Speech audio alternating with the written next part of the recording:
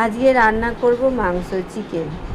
দেখো আজকে এখানে চিকেন নিয়ে নিয়েছি, এখানে কুচো করে কেটে আলু নিয়েছি, তারপরে ওখানটা করে নিয়েছিলাম এই যে টমেটোটা কুচি করে নিয়েছি ডুমো ডুমো করে, এখানে পেঁয়াজ কুচিয়ে নিয়েছি, এখানে আমি ফোড়নের জন্যে সাজিয়ে নিয়েছি।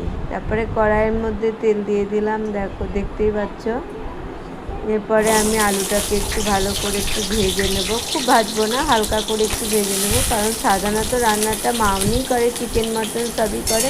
তাকে মেয়েরা বললো মা তুমি রান্নাটা করো আজকে প্রতিদিন, তো আমি বললাম ঠিক আছে চলো, আজকে তো কাজটা হালকা আছে, করা যেতেই পারে।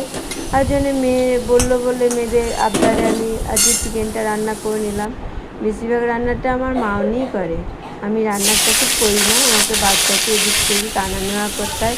তারপরে দেখো আলুটা যে ভাজা হয়ে গেছে, আমি চিকেনটাকে একটু ভেজে নেব, ভেজে তুলে নিয়েছি। তারপরে আমি আবার কড়াইয়ের মধ্যে তেল দিয়ে দিলাম। এবার কড়াইয়ের মধ্যে তেল দেওয়ার পর যে ফোড়নটা রেখেছিলাম সেই ফোড়নটা আমি তেলের মধ্যে দিয়ে দিলাম। তারপরে আমি এক এক করে পেঁয়াজের কুচিটা দিলাম। তা পেঁয়াজের কুচিটা একটু ভালো করে ভেজে নেব, একটু বাদামি হয়ে আসবে তখন আমি মশলাটা দিয়ে দেবো। মশলাটা দিয়ে দিলাম, এবার আমি ভালো করে একটু কষিয়ে নেব। ভালো করে কষিয়ে টষিয়ে নেওয়ার পর এর মধ্যে আমি দেবো একটু টমেটো কুচিটা দিয়ে দিলাম, তারপরে দিলাম হলুদ।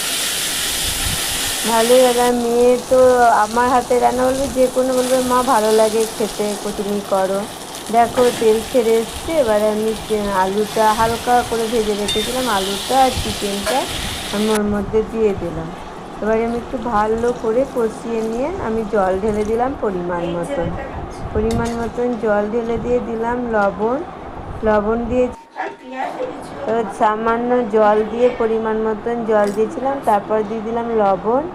তারপরে আমি দিয়ে দিচ্ছিলাম একটু চিনি, কারণ আমি এখানে কাশ্মীরি লঙ্কা ব্যবহার করিনি, তাই রং হওয়ার জন্য সামান্য চিনি দিয়ে দিলাম। তারপরে দিয়েছিলাম আমি মিট মশলা 1 চামচ। মিট মশলাটা দিয়ে ভালো করে একটু মাখিয়ে নিচ্ছি জলটা। দেখো ঢাকা দিয়ে আসছি, কিছুক্ষণ পর আবার আমি ফিরে আসছি। দেখো আবার আমি ফিরে এলাম, আমার রান্নাটা তো রেডি। গরম গরম ভাতে সার্ভ করে খেয়ে নেব। টাটা, আবার পরের মিনি ব্লগে তোমাদের সাথে আবার দেখা হবে, নিয়ে আসছি পরের ব্লগ। টাটা।